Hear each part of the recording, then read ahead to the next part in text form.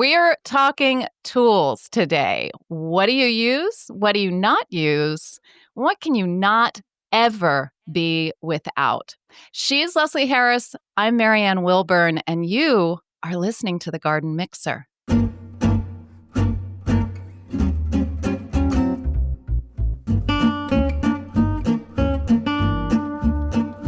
Da, da, da, da. You did it. It only took 47 takes. Okay.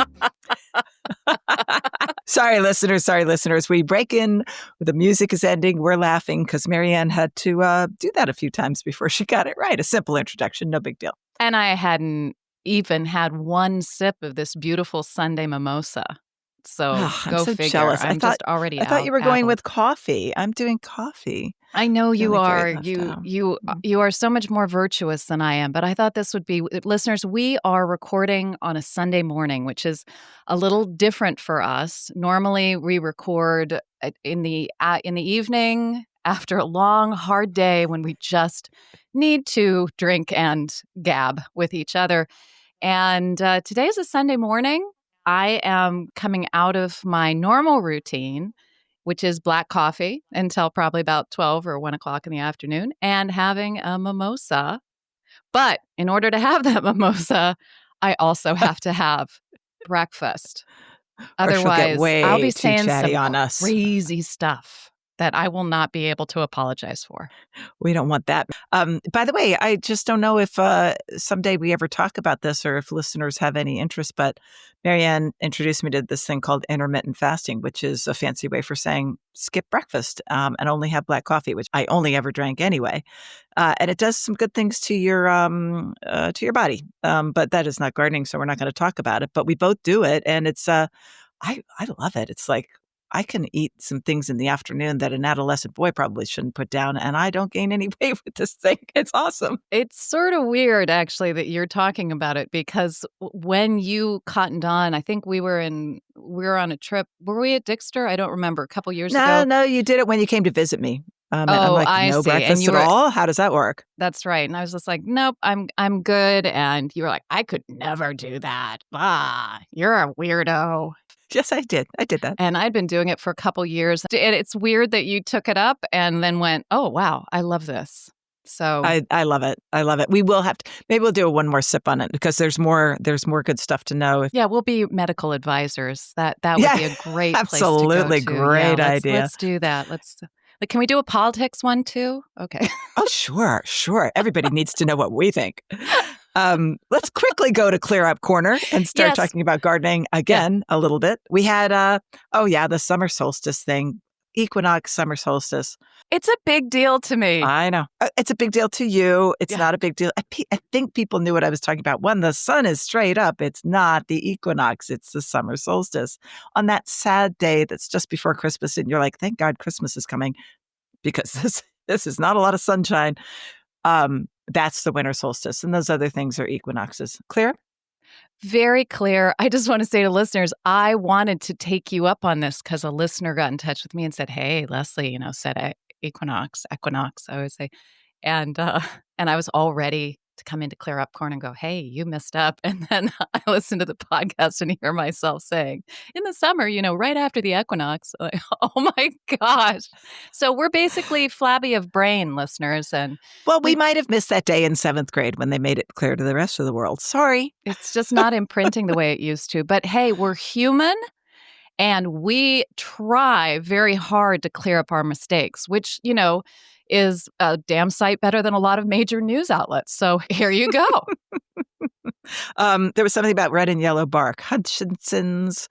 That's another thing. I was telling you about a salix that I brought you, and I said it was Hutchinson's red bark. It's not. It's Hutchinson's yellow bark. I'm looking at this thing like that bark looks yellow to me. Yeah, it's Salix fragilis, and it's gorgeous. And I did actually look into whether or not it was patented, and it appears to not be patented. So we can now confirm that I propagated it, I gave it to you, you're growing it. I own it, and we're not going to jail. And we're not going to jail. And actually, I have some thoughts about that. I got in contact with a professor at Oregon State University who had spoken to Better Homes and Gardens about this patent thing and sort of the ins and the outs about it and surprising ins and outs about it. I know a fair amount, but I didn't know some of the stuff he was telling me. Should we discuss that in a one more sip for the future? Yeah, I like to because it makes me so sad that people obviously, you don't wanna go make money off of somebody else's worked hard to No. make something. Can't do that. But just to buy one plant and then just make another little bit to share with a friend or even to have in your own yard, the rules of it are much stricter than I thought. So, yeah, let's get that discussed at some point and, make everybody else sad too. Only the ones who are paid subscribers, though. Oh, Because that's right. right. Yes, because listeners, if you are a paid subscriber on Substack, you will receive the One More Sip episode, which is not available anywhere else, not even on Spotify. So, those of you who are listening right now, you're listening to our beautiful, lovely, big, bodacious free episode. But hey, we've got a lot more to say. We take one topic and really drill down on it. So go to Substack. The link is in the Spotify notes or the YouTube notes or wherever you're listening to this right now and become a paid subscriber. It's really simple. And we have a lot of paid subscribers lately. I'm really excited about this. It's sort of like we're building a little community here of people who just want a little honesty and fun. Just so y'all know, I mean, we are not looking to make a fortune No. because that's not what podcasters do. We're hopeful to take away some time and have somebody help us with some of the less interesting bits of putting this all together. It is fairly time consuming, and then get out to our gardens. So that is our goal. And thank you for helping us with our goal. Can I just say, Leslie, a couple things? First off, you look so amazingly professional right now, like you're just about to go sing somewhere. Behind Leslie, listeners, Yeah, I got my yeah, is guitar. a gorgeous studio. She looks like she's been doing this for the last 20 years of her life and that possibly she's a professional musician. Do you want to elaborate? Well, I could burst into song, but No, don't do that. that would not be the right thing to do. So back when this podcast was just me and it was called Into the Garden with Leslie, I have a friend who's a professional musician. His name is product placement right there, Rusty Gear. And he is an American songwriter. He's actually he was a lawyer and a businessman for all his life, but he always has loved music. And he started writing songs about 10 years ago, and he's done really well. So he gets some guys together in his over his garage. I am over his garage in a very professional sound studio. And he also goes to Nashville to record some things. He does very well, Rusty Gear. And so because we are staying with him, I said, hey, I got to set up this sound system here and, just pretend like this is my home studio. I usually do this in my guest room at home. And he said, I can help. And he helped more than I would have been able to do myself. So thank you, Rusty Gear. If we could link to some of his tunes in the show notes on Substack, I think that's a great that'd be great. idea. I have to say, looking at that, I am looking at Michael's dream man Oh, cave yeah? right now. Is he a Oh musician? yeah. Oh yeah. This Oh, I is didn't know. yeah, he would love to do that. And then he'd love to have all the people around him jamming and doing all that. So Oh, yeah, their jam sessions. Oh, it's big. It's great. I mean, creative he said to me as we're going downstairs after he's helped me set up, and he said, "Isn't it great that old farts like us can have some sort of creative outlet?" and you went, Me hey, with this hey, hey, podcast. wait a minute. No, I I'm did not an not. old I did fart. not. He's about 5 years older than I am, but it's cool. I mean, just never stop learning, right?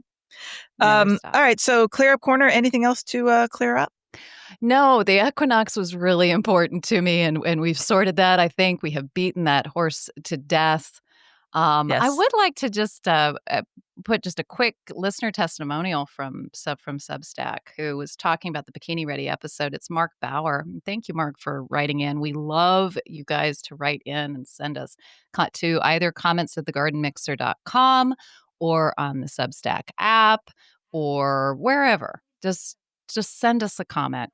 He said, such a great episode, and it's a reminder that we are our own worst critics when it comes to our gardens. And I mean, the little fun we were having there is with our bodies, too. We are our own Oh, yeah. worst critics, and other people don't see what we see. And he said, thank you guys, you ladies. Sorry, he was being very gender specific for keeping it real. So we're trying to, Mark. We're really trying to without, having too much mimosa and spilling way too much tea. Mark had been a listener of Into the Garden with Leslie, and he was traveling for business, and he came by to see my minor road garden, my big garden in Charlottesville, just a couple months before I moved, and I was so grateful. We ran around with a glass of wine and just looked at things, and it was just so fun to share it. A couple people did that, including Mark. I really appreciated it. It was great memories of that garden. That's very cool. Thanks for Yeah. writing in, Mark. So back to tools. When I was, we put a ton of research into this, listeners. Maybe not really, but Oh, as I was taking some hours and notes, hours. hours and hours. But I'm like, okay, what do I do if I'm just like, you got 10 minutes? And that's one of the best pieces of gardening advice that I ever got. It was from Nanny New, Julie, Nanny's Diary on Instagram that we all love. She is the most positive person to follow on Instagram that you'll ever know, and a fabulous gardener. And I had her on the podcast a few years ago, and I just was asking her for any bits of advice. And she said, she's from Tasmania. She said, never waste your 10 minutes. I'm like, huh? And 10 minutes. So you just have 10 minutes. Just do something. It's not a waste of time. And so if you just have those 10 minutes and you go out there, that's a little bit more You're in New going a little Zealand. She's South probably saying, African, I think, there, just for a is moment. it 10? They don't 10 say, minutes. they say 10, 10 more in Tasmania. They say 10 in New Zealand. Um, anyway, it's such a great piece of advice. And I literally now keep my hand secateurs, my hand pruners, in a kitchen drawer in case I'm not going to go down to the garage and grab them. I'll just run out this door and just do 10 minutes. And it's really fun. And the second level of, okay, I have an hour or 2 hours is those. So hand pruners are first for me, and my soil knife is second. Oh, we're going to have words. I know. If I have more than that, I'm strapping on the belt with those two, okay? And it's kneeling pad. We can talk about that, whether you use one, because there are pros and cons to those kneeling pads, and a trug. So it's a bucket or whatever, whatever you're going to throw your bits into, the organic waste. So what are your first levels? Before we go into mine, you want to talk brands on your pruners? I do. And actually, I'm hopeful that I can help some people. I had always just whatever was inexpensive as an amateur garden up in Connecticut, and now I moved down to Charlottesville. I'm starting this business. I'm using hand pruners all day, every day. I begin to get arthritis such that my left knuckle, I'm a She's lefty, showing us a very distorted image of her hand right now, listeners who are. but it is distorted. Think twice that big. It was disgustingly huge. And a client of mine who didn't know this, but I was beginning to have to wear something on my hand and rest it nice. And I was like, oh, I'm only 53 years old, 54 maybe, as young as Marianne, So really, really young. young, just So young. absolutely with the morning dew on your face, yes. Or dirt. Um, and he said, oh, I just got these fantastic hand pruners in the mail. I love them so much. They were recommended to me. The brand name is Okasune. Let me spell that for you. Okatsune. They are Japanese, but you can get them on Japanese. Amazon. They come for I think they're around $40. And they look so small and petite. And I think that was part of the problem. I'm pretty tall, but I have small hands. And as soon as I got those, my problem went away. So I would highly recommend those for anybody who's having trouble with the repetitive motion of hand pruners. Felco's were doing me in. I know it's a great brand. That's what you use, right? Well, I do have some Felcos, but I have actually moved over for the most part, the ones that I wanna grab are my ARS pruners, Oh, and those are also, from Japan. Before I talk about those real quick, the Okasune, those I know that they were using at Dixter. Those were oh, the ones that I they thought were they were all giving us. Milwaukee They people. had Milwaukees, but they also had these Okasunes, and they are just easy, and that spring, Mhm. they opens in your hand, and it's very, very good. I like the ARS pruners. Again, small hands. I think that new gardeners don't realize that there are different sizes. Felco has theirs Yeah. numbered. Berger, which is a German brand that I also have some of, which are very nice. Those have a small hand version, and that makes such a difference. Mhm. It's like driving a Miata instead of a XK8 Jaguar or whatever the hell they are. We had a it's Miata for 20 years. Loved it. yeah, it's just like it's around you. It fits you, and that's what you want with your pruners. You want it to be an extension of your hand that's effortless and that you hold effortlessly, and that's worth the investment. My ARS pruners were not very expensive. And I like them. I like them a lot. And one of the things I love about them is they have a little catch so that if you press, you just give them a little press, the latch opens. So Oh, you don't have to flip the latch with your thumb, which is a silly little thing, but if you're doing it multiple times a day, I know that everybody's thumbs are now like huge Popeye thumbs from scrolling. They've got like their own muscle system on them, but it makes a big difference. It's just a little squeeze and it opens up and that's closes again. nice. So yeah, I really love that about the ARS. But I do have a lot of pruners sitting around, so I don't have a pair of Okasunes, but maybe at some point. So I am absolutely true to that brand. I would have had anything available as an amateur garden when I started the business, and I switched to Okasune. Then all of a sudden, everybody tried them. Everybody loved them. There were a couple people who were diehard Felco people, but I would absolutely always have the same feel in my hand. I need that same feel. I wouldn't have another one.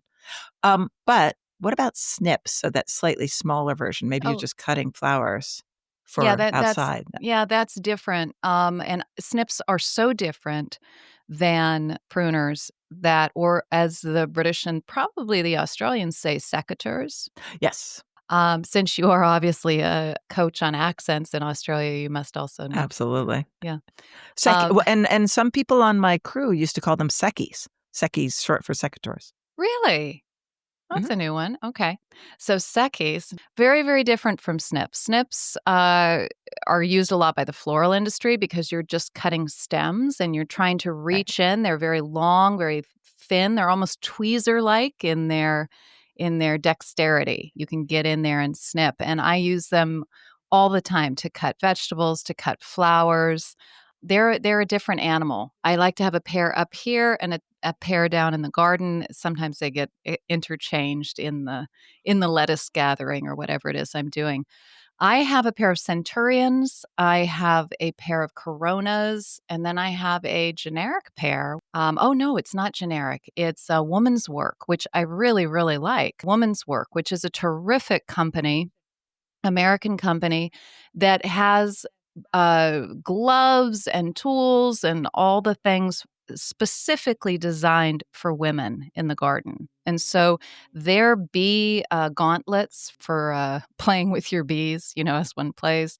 If you're a beekeeper, like I was for so many years, their bee gauntlets fit so perfectly, whereas you're always dealing with basically small male gloves. And so Mhm. there's a shout out for Woman's Work. Hashtag not an ad.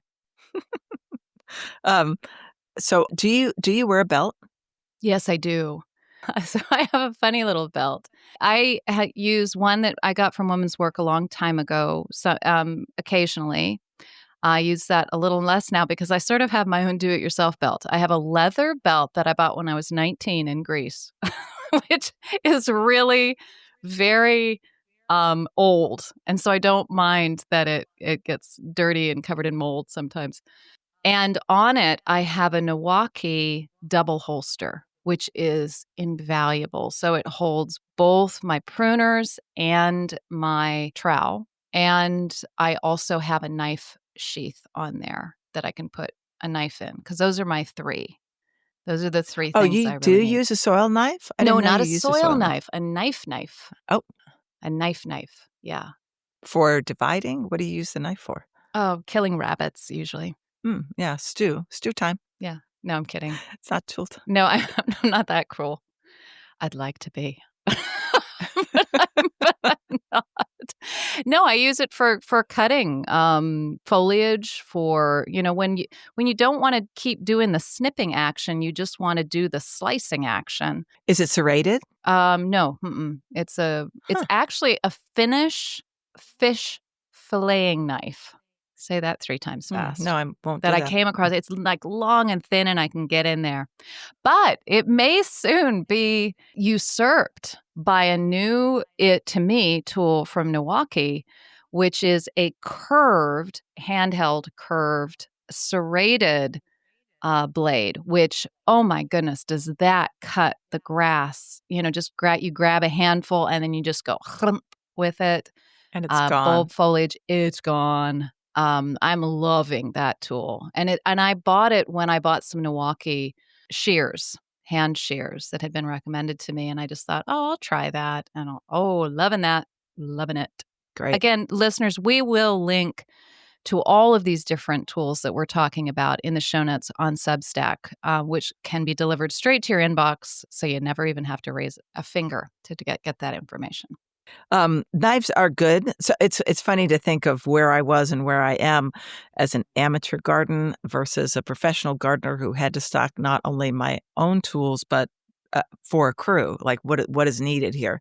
And they did generally go personal on the always ones, which were generally for all of them, hand pruners and a soil knife. Some of them were doing trowels until they started using, including myself, started using a soil knife and just went, "Oh, why would I ever carry a trowel now?" I'll tell I you just, why. I tell me why. This is like Why? this is a ongoing discussion with people who are soil knife cultists.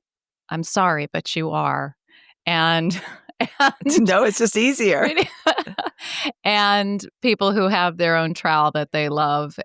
I talked to Fergus Garrett about this at Dixter 2 years ago, I think. And if we can, we will put that video on the show notes because Andrea Gasper taped it because he's not a soil knife guy either. And he said that and actually let's just define what a soil knife is first. We're talking about a hori-hori, right? Yeah, that's a brand name, I believe, or maybe some people just call it that. But it's about 6 inches long. It's really nice because it has measurements for if you want to do digging for bulbs.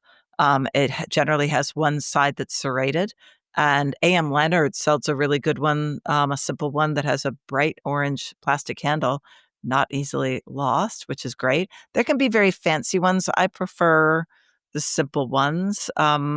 And you can work to keep them sharp, or you could just say, "Eh, I can dig whatever I want. I can take that straight blade and go between bricks or something that I could never do with a trowel. I can plant all my annuals. I can take away my bulb foliage. I can do everything. And do I own a trowel still? I don't know. I suppose I must, but I don't ever use it. Do you have a hori-hori that is offset? That the handle is No. offset, and by that, listeners, we mean a handle that is not in the same plane as the tool itself, as the working part of the tool. It's ergonomic, basically, so that your hand and arm does not have to be at the same angle as your tool is. Although with a hori-hori, a lot of people use it almost like you would use a stabbing motion What you into want to the do to the ground. rabbits. Yeah. Yeah, basically stab them. Hmm. Um, and I can't even imagine that being my only tool. I think I'd give up gardening. I I think I wouldn't be able to cope. So, and full disclosure, I've used A.M. Leonard's. I have an A.M. Leonard's. I have got a nice one, a Milwaukee one that I bought a year ago or 2 years ago that I really faithfully tried to use. It has a non-serrated blade. The A.M. Leonard has a serrated blade. And the reason that I gave it the old college try is because, like I said, we were talking about this at Dixter. Andrea Gasper, who is the head of Digging In Association, she's the founder of that, which is Professional Container Gardener Association that stretches all over the United States. And if you're not a member and you're a professional container gardener, you want to get in with these people. They are so much fun. She said, "Oh my gosh, when we started talking about this, my crew is going to hate you. You can't not use a soil knife. That's most of them, that's what they use."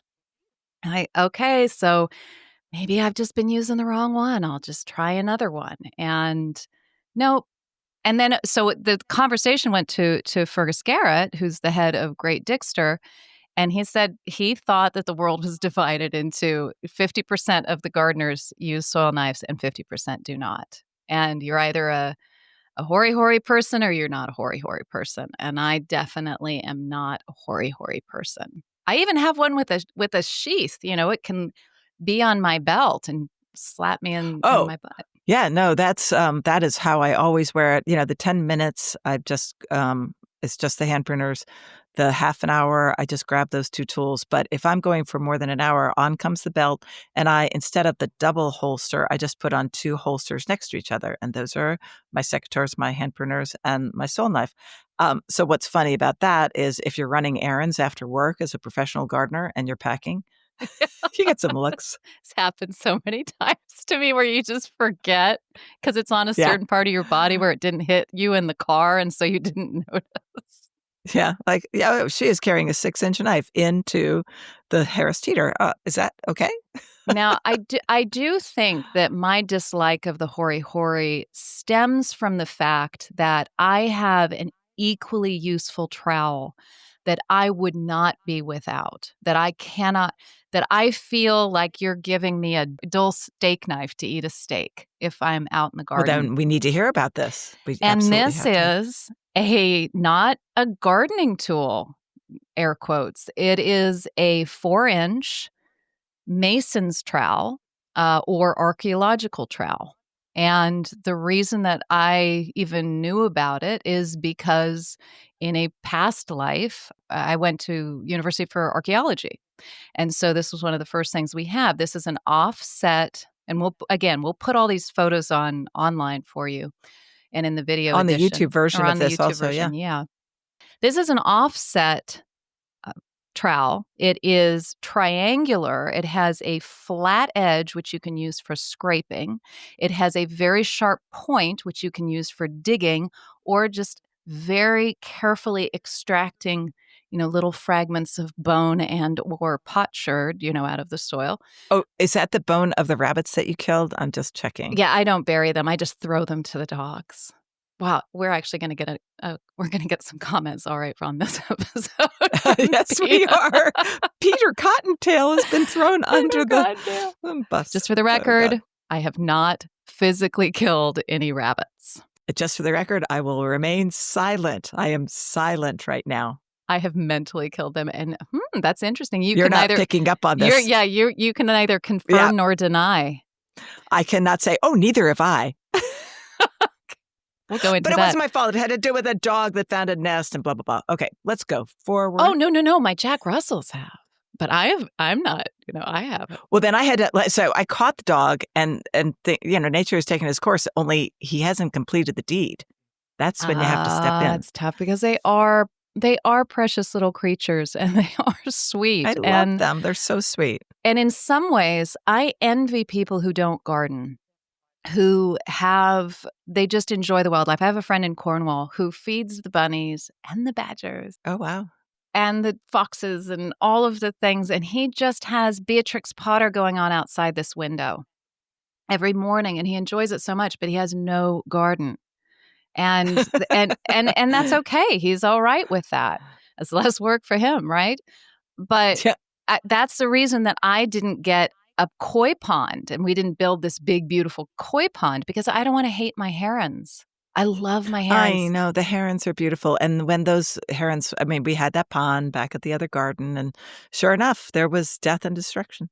Yeah, I just don't want to feel that way about the herons the same way that I feel about the deer, the same way that I feel about the rabbits. I don't want to put that on the herons because they're just so magnificent. So no koi. Oh, my God. It's like a 747 landing in your yard. It's so cool. Oh, they are. And they're just up and down the creek. It's beautiful. Anyway, where were we? Where this beautiful trowel. I get my trowels from Marshalltown. Again, hashtag not an ad. Marshalltown is a company in the Midwest, and they make beautifully forged 4-inch, 3-inch, 5-inch. I find that the 4 inches is the best. It's a wooden handle. It's very, very strong. And so it's not a gardening tool per se. correct? It's an archaeological tool. It's a mason's trowel, basically. It's It's a for putting mason's trowel. it's for, it's for smoothing, like, flat, and boy, oh boy, when I was excavating for the pond, like, doing the little final touches and scraping away, it was déjà vu from 20 years ago, from being in an archaeological trench somewhere in Tortola.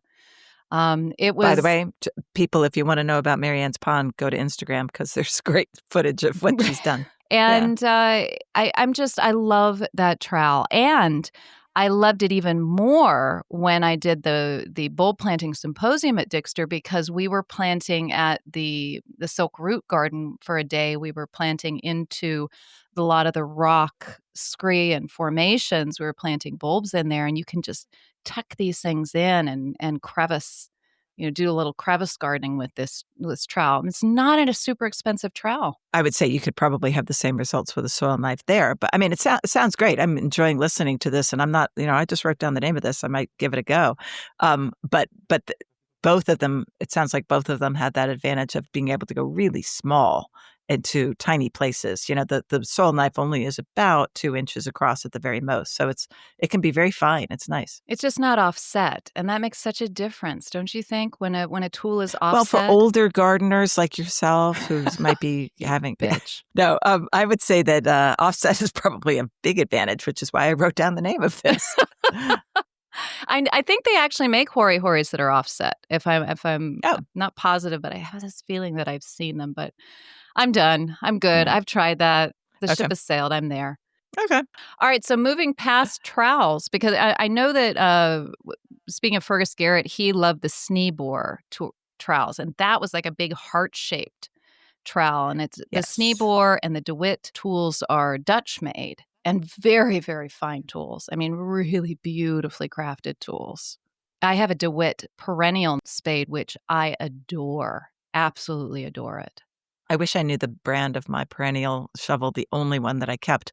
I had this huge garage full of tools, and I just gave them over to Abby when I gave her the business. And I kept only what I really knew I needed. And I didn't check on the name of my really awesome, tiny little shovel. It's got a beautiful wooden handle that comes to a T, and the blade is only about 5 inches wide. Because I'm like, I am not going to be digging any more big holes in this lifetime. That is very freeing. I wonder if it wasn't a DeWitt. I don't know why they call it a perennial spade. Because you don't want to be planting a tree with it. It would take you all day. Yeah, and it's something that it's this thing is only what, 18 inches to 2 feet, maybe? Oh, mine's 3 or 4 feet. Mine's you glance Oh, at it, you're okay, like, it's a little "That's a different. So I shovel." have something like that too. It's the golden shovel that you kept from me for so long. That's right, that's right. But this little guy that I have is about, I'd say it's 20 inches, 24 inches, somewhere like that. It's something you're going to be on your knees Yes. somewhere in a bed, and you're going to be holding it with one hand up at the top of that T and the other down at the base of the shaft. And you're using it that way to dig and to get under perennials. But I know, you could be doing it with a tree too, I suppose, but I think it's called a It's a perennial very small spade. tree. And it's a T shape, which Okay. brings us to another part of this whole tool thing before we get onto the bigger tools, is that T shape versus the D handle or the Y handle. The T shape is great for me for smaller tools, little ones that you're sort of using both hands on. But when you start to get into shovels or not shovels, but spades, I think, um, Mhm. I want that Y shape on the wood, the Y shape of the handle, because it absorbs more shock to your hands and Oh, your okay. wrists.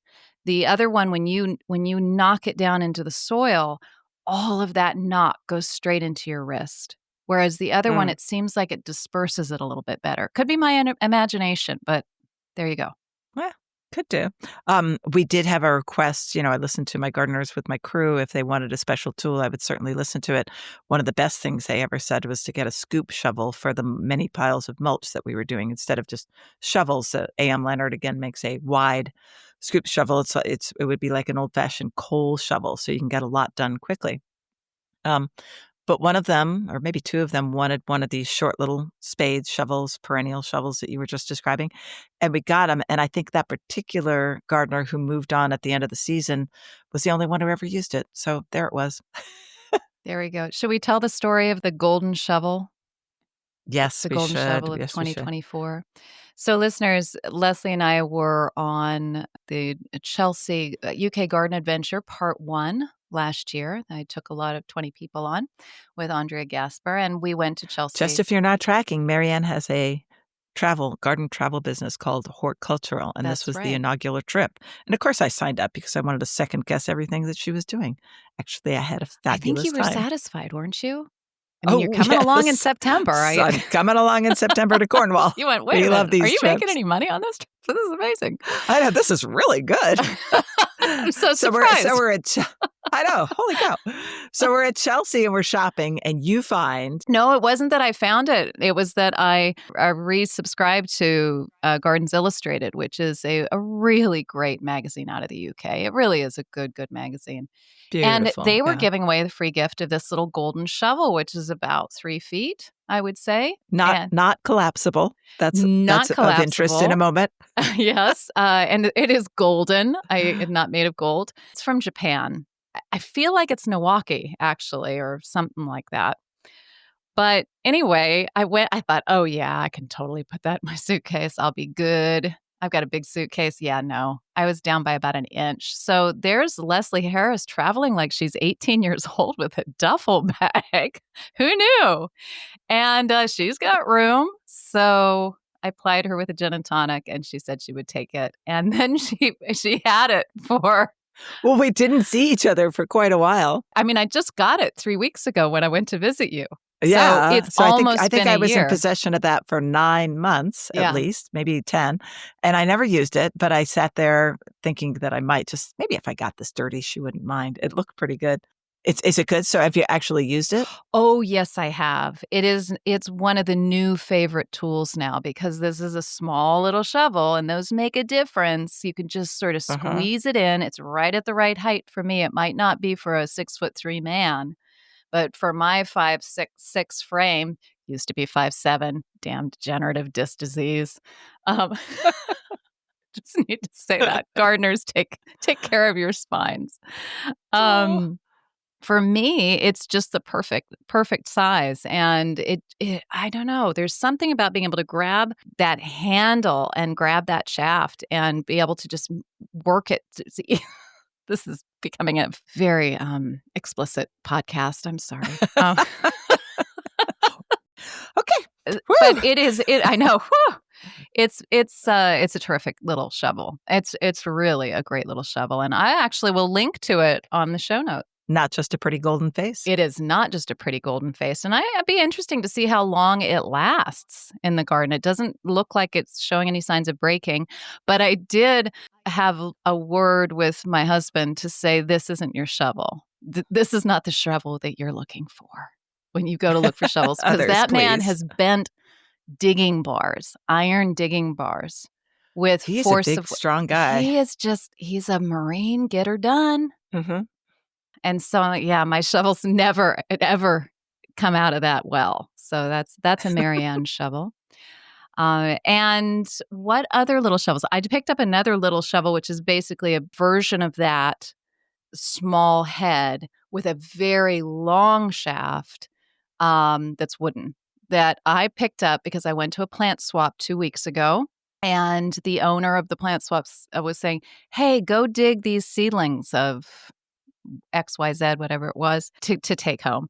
And she handed me this shovel and my eyes lit up like, what is that beautiful thing? This long shaft, tiny little head. And she saw it in my eyes. She goes, and I'll be asking for this back.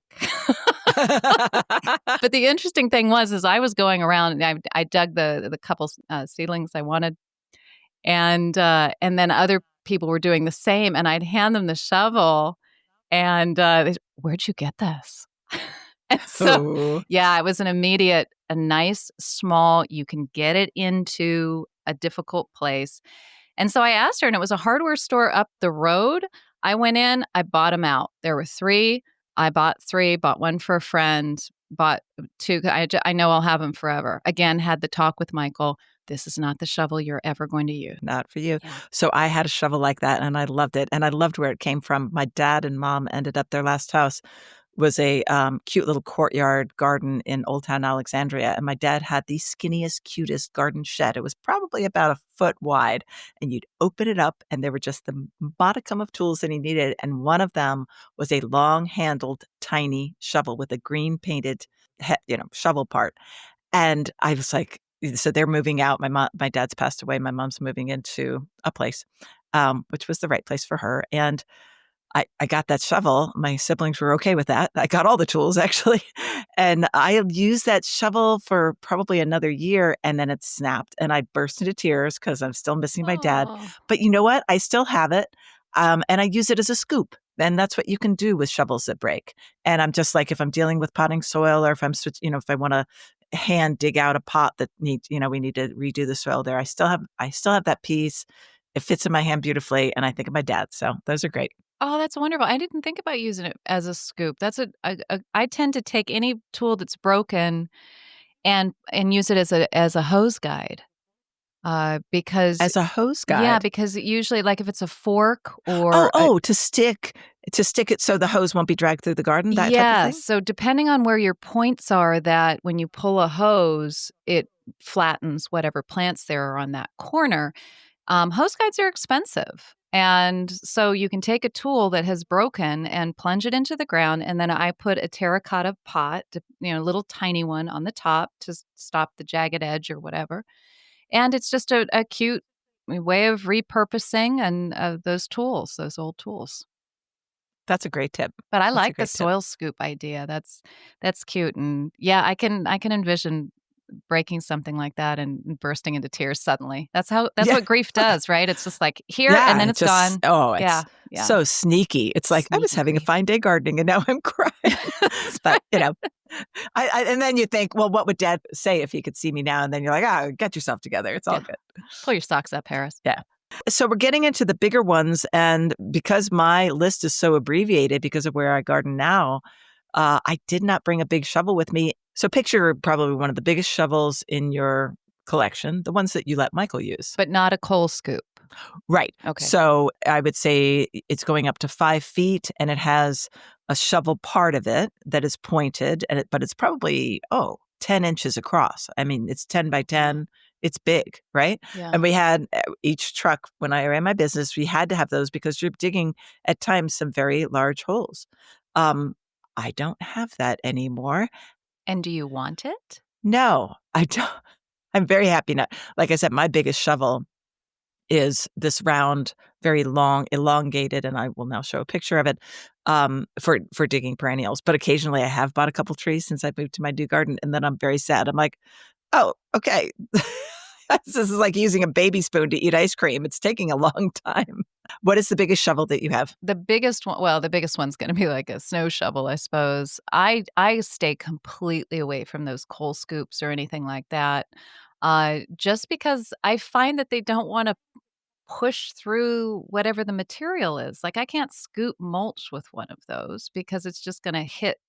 I'd rather use a fork to grab mulch, because if the mulch is big enough, then it for the most part it stays in there, or a muck that you'd use in a stables, a muck fork, that type of thing, right? Something pronged. But so say you want to dig a big Hole. hole pretty fast. Mm-hmm. And is that like, what's your go-to? Is that a fork? Is that a big shovel? What is No, that? that's a shovel, but it's just your standard shovel. And that is one place where I have no loyalty at all. I tend to pick those up from Neither do I. thrift stores, from yard sales. They are whatever they are until they break. And that may be because of the Marine that I live with, because they Yeah. are going to break. And if I put any kind of love or special attention into this one shovel, I'd burst into tears in the garden the minute it was bent or what have you, because I have a lot of shovels that the tip is completely bent, and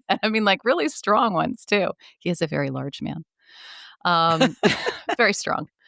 I can say that if you do want to have one that probably stand up, maybe Okay. not to Michael, All but to right. most use, professional use. We did go to AM Leonard on those for each truck, and we had 2 on each truck, and so you're just the biggest shovel, pointy end, you need to plant a tree.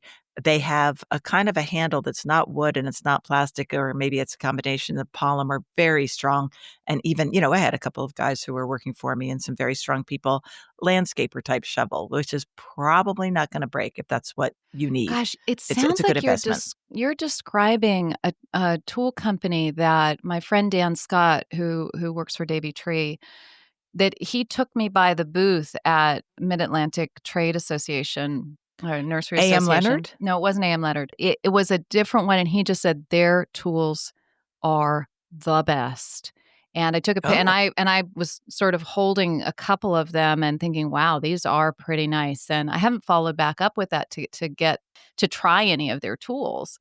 But I will put that in the show notes because that was a real direct recommend from somebody who's been in horticulture for 25 years, and it's not nobody's paying him to say that. The AM Leonard tools are really good tools too. I mean, they're very good. They're not gonna break quickly yeah. unless Michael's comes to visit Well, your I mean, house. to be fair to Michael, he is using Goodwill shovels that have had a few. Ah, Now I he has see. had So a they're few already on others. their 2nd or 3rd life. Some of them, like, he has managed to do that to a cobalt shovel, and again, an iron digging bar. I mean, to me, that's like, how do you get Holy cow. stronger than an iron digging bar? I don't know how to bend it back. I'm short of running the car over it. I have no idea. Shovels I don't have loyalty to, but I might if I went and got one of these. There's another company also that has extremely good reviews, and I feel like it's the hers shovels. They're made for women. They're like a Oh, certain size. Have you heard of that company? no. But I've had garden writer colleagues talk about them. Again, we just have to go to the show notes for this because I cannot remember. Oh, wait.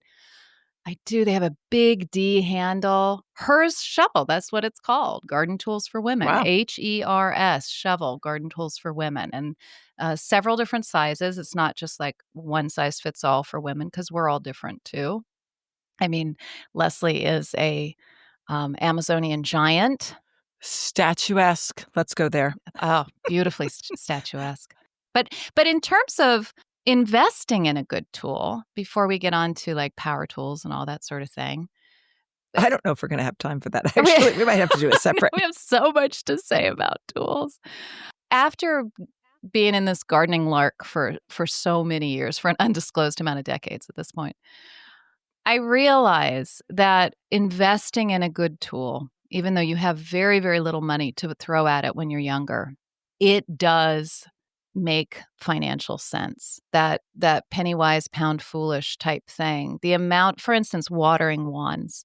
The amount of Mhm. watering $10, $14 long watering wands that I bought to stop myself from springing for a $35 watering wand, from Dram or, basically from Dram. Love Dram.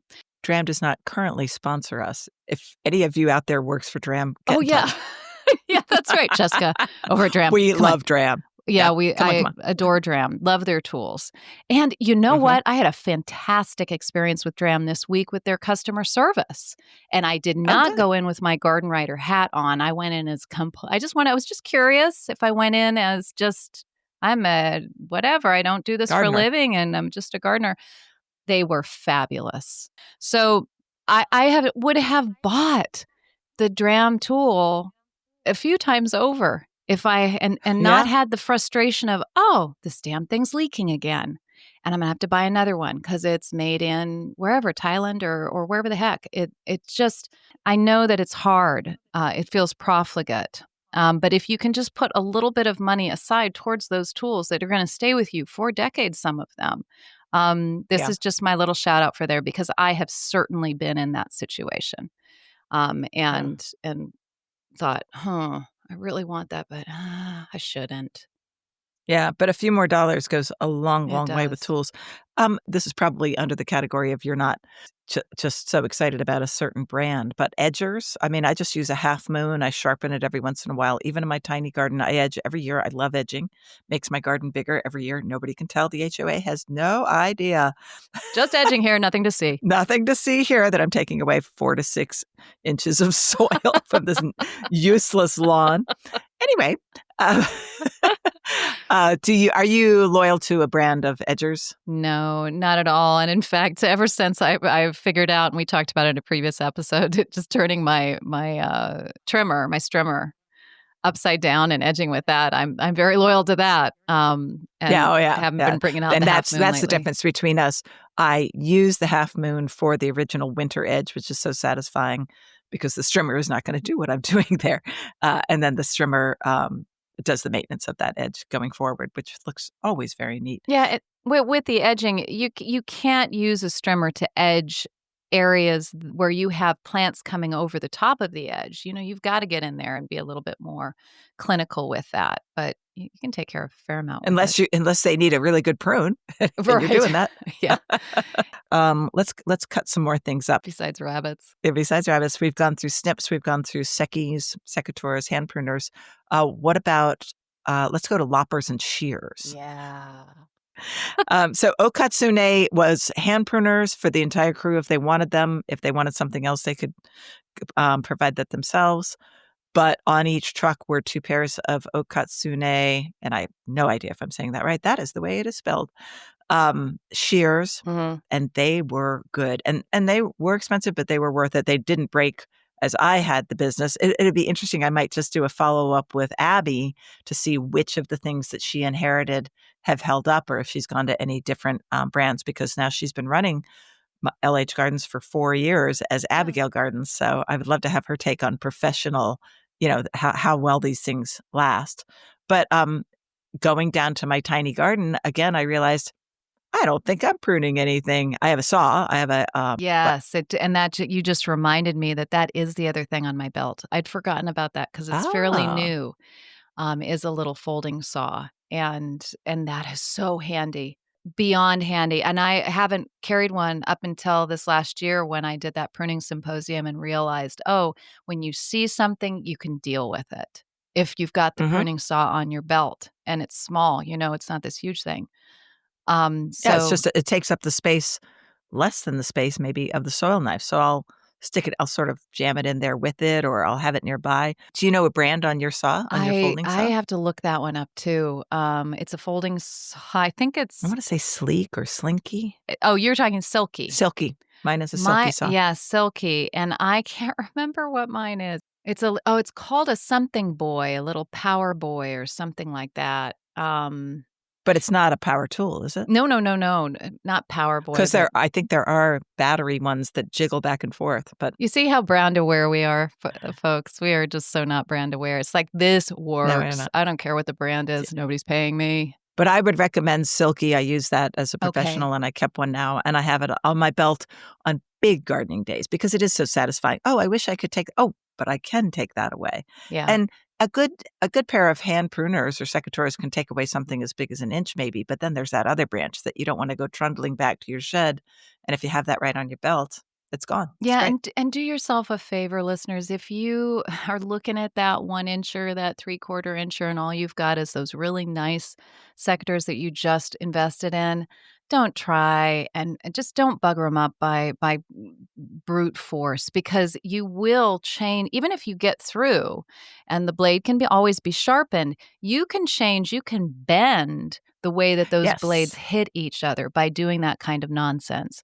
So just use the right tool for the job, and that helps if it's on your belt. And Yes. because you go, If you oh, don't I can't do that. All right, saw out. But if you got to go back to the shed, sometimes you're like, but I got to do it now. The kids need a sandwich, or a rabbit needs killing. So you, so yeah, many jobs in the garden. so many jobs to do at any one time. Or is it the kid needs killing, the rabbit needs a sandwich? I don't know. No, Um, explicit rating. yeah. Oh, by the way, I think by the time people will hear this, oh no, I already did put it out. The What is a Whip short Oh, came we've out. done that. Yeah. Yeah, the way you whip your children until morale improves. That That's one. I love that. Okay, so we did saws. We did shears. I will give a brand on this because I have used a lot of different ones on this. Last year I was told by Casey Bursett of Vivint Landscaping in Chicago that she gets her whole team the Milwaukee basic garden shears. And so I went ahead and ordered a pair of those when I got back, and oh my goodness, that's what inspired the snail. I mean, the snail would not Oh, have yeah, because you're happened. having so much I was fun just like, pruning. Let's "Ah, loving make a shape. this." Yeah. Yeah. I use I use hedge trimmers from my Ego series. We've talked about our power tools on previous episodes. And I use an Ego series, and you use just a Black& Decker series, don't you? Mhm, But when you wanna get fine, you don't want something that's too big, and you don't want mhm. something that's too small, and that Milwaukee Basic shears, oh my goodness. But yeah, they are fantastic. All right, you may move on, Mrs. Harris. All right, just loppers are great for the really big branches, and again, just keep them sharp. You don't have to keep them handy. I'll get to that later, but they're excellent. Oh my But they goodness, we can, haven't even talked about sharpening. That's so important. yeah, it's really important to keep them sharp. How do you keep your tools sharp in general? I use a whetstone, and I Me use a too. sharpener, and as of this last year, I started using camellia oil on them to Oh, clean them, and I also got Rob Flack.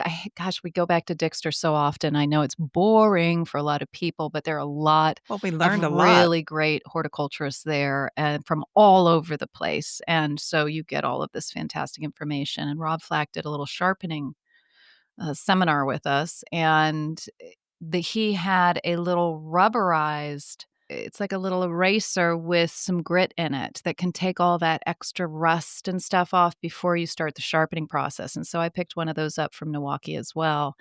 Very, very handy. And the whetstone and the sharpening stone, it makes a difference. And his point with any type of secateurs or loppers was you should be able to cut a piece of paper with them to try and figure, like, are they sharp enough? Are they sharp enough? And you're touching them with your finger and thinking, can you cut a piece of paper? And if you can, they're Wow. sharp enough. And that's Jeez. what I'm going with now. That's amazing. It can be very time consuming. You can really get into it. It does depend on your standards. I mean, you're gonna have a successful garden even if you can't cut that piece of paper. I had one gardener who was particularly loyal to the Felco brand for her hand pruners, and she would disassemble them once a week and oil them once a week.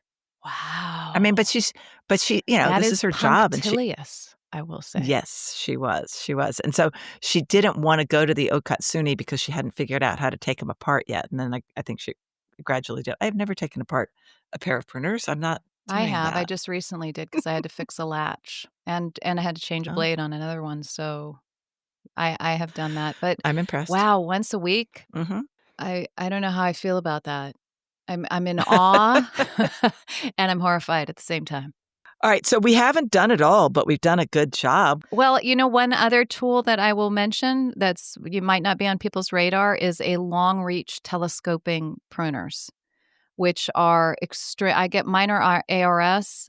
They telescope up to probably 15 feet or so, and they have just it. They'll go up to an inch. They will take off an inch, and it's very very simple, and it allows you to get that vine that's just a little bit up there, the bittersweet that's going into the tree.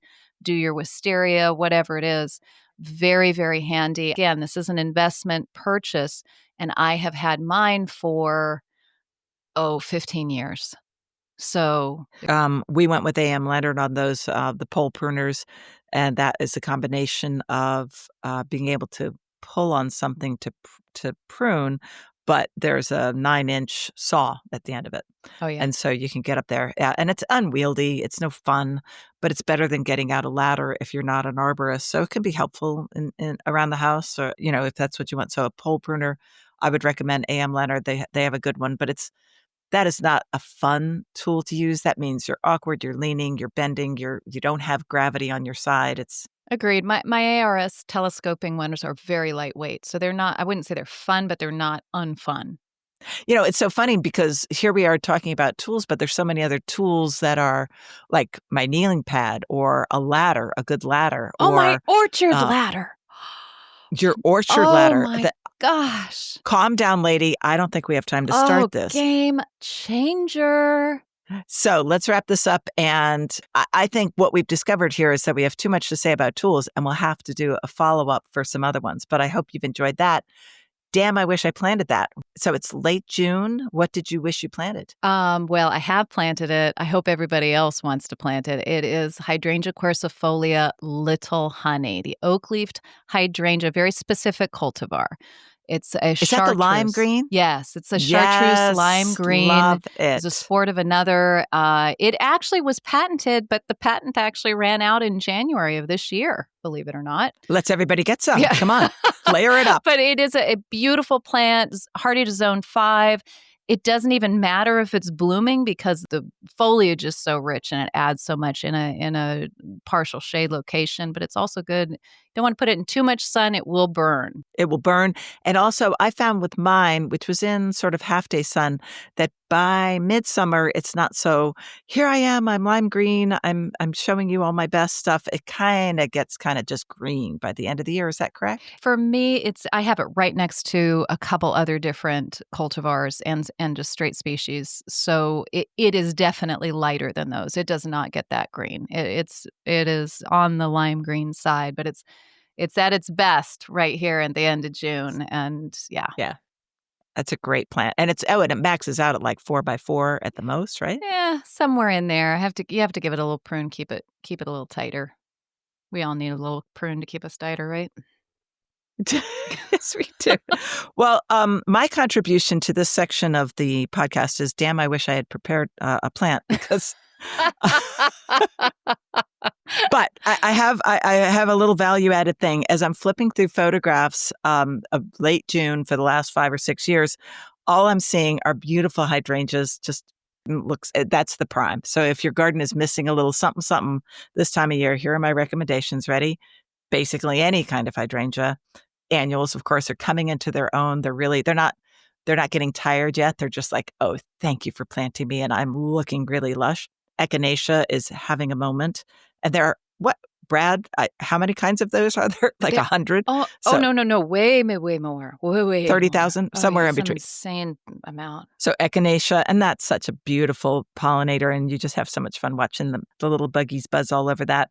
Lilies, just go shopping. So you Those are basically just go through your entire garden, Leslie. Wow, you really phoned it in this week. I'm so disappointed I'm phoning in you. it in. But wait, no, I have 2 more things that are more value added, and it's not just about looks, it's how to keep things good looking. Not quite with daylilies yet. This will come in a month or so. Your irises, they had their display, and now they're looking possibly a little doggy, and you don't need to have that look if you don't want that look. And just realize that the fan of an iris plant, what's really tired is the ones on the outside. And so if you just nick away the 2 or 3 on the outside, then all of a sudden what is good is not the flower anymore, but this knife-like foliage, that nice glaucous gray-green foliage if it's a German iris. And it can look so much better. I remember visiting a woman who was thinking of hiring me, and she had to take a phone call, and I just removed some yucky things from an iris patch, which was right by where we were talking. She came back out and she said, "What did you just do?" And I said, "This is what I do. I make plants look better." So if your irises are making you sad, take away the outside foliage, and of course, just nick down those stems, and it'll be a nice fan of beautiful stuff. That is good advice. You're reprieved. Thank you. Yeah. I am. Yeah. I have atoned for my lack of research. Y'all just come and follow us on Instagram, The Garden Mixer on Substack. Get those notes. Please sign up for our other, our intermittent podcast that goes every other week called One More Sip that I think you would really like. And also, this is a gardening podcast that is on YouTube. You can see how we make fun of each other by rolling our eyes, what we're drinking, which is only black coffee for me. How's She's that? so boring, but my mimosa is I know. gone. And boy, this is now the Sunday has just opened in possibilities. Now I could build another pond. Heaven forbid. Heaven forbid. Please review us on Apple. Rate us and review us. Just a few sentences really helps what we're doing here. And what did I miss? You're starting Anything to else? sound very needy. not comfortable with it. Just do all the things for us. Just do all the things, people. For us, because we just handed you a another great podcast. Right. And we enjoy it. And we actually so enjoying you. We love you getting in touch with us. So comments at gardenmixer.com or on Substack. If you're a paid subscriber, you can get involved in the chat there. And until next time. And be brave and be bold and be outside. What? That's my new tagline. Be brave, be bold, be outside. We need to have a meeting about this. I don't know. I did not okay on this one. Whatever. Okay, y'all. See you next time.